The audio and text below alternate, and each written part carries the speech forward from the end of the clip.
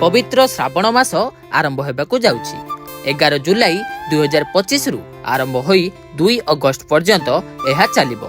एथिरे प्रभु भोलेनाथंकर भक्त माने काउडी यात्रा रे बाहरी थांती।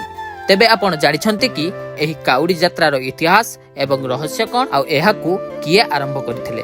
तेबे आसंतु जानिबा।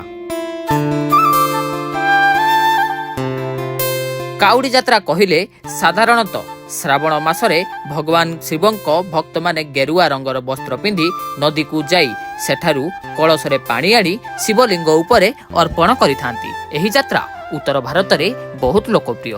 विश्वास करा जाए जे भगवान परशुराम प्रथमे एही काउडी यात्रा आरंभ करथिले।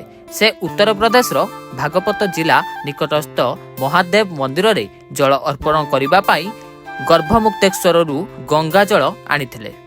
सेथिपाई आज मध्य श्रावण मासरे लक्ष लक्ष लोक एही रास्ता रे चाली चाली भगवान शिवंक जलाभिषेक करंती।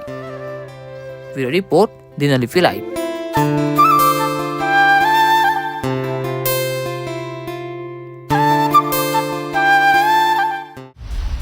दिनलिपि लाइव को एबे ही लाइक शेयर सब्सक्राइब करंतु।